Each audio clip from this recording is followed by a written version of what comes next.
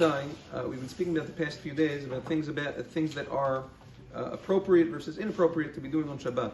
Another very interesting question that comes up in Halachah is, let's say, especially for people that usually do it, exercise on Shabbat.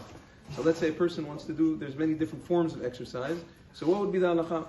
Maran Zechor Levracha discusses, and it's also quoted in Yom Yosef, that let's first talk about calisthenic exercises, which means no weights, you just use bodily resistance, push-ups, sit-ups, jumping jacks, pull-ups, all those things. Meikar Adin, he says if it causes a person enjoyment, a person enjoys doing it on Shabbat, it is mutar to do these things on Shabbat. Just like we spoke about a few days ago, let's say you want to jog, you want to take a run.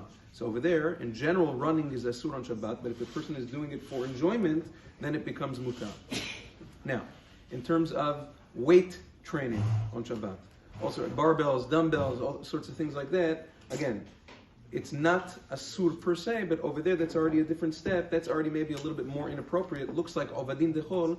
That's a very, very weekday activity. So over there, dayenu to say that calisthenics and just regular bodily resistance training is mutar for those who want. Again, if a person can take, even if a person, there's plenty of people who do exercise every day and they take off Shabbat, which is, again, there's no mitzvah to do these things on Shabbat. We're talking about a person that can't live without it.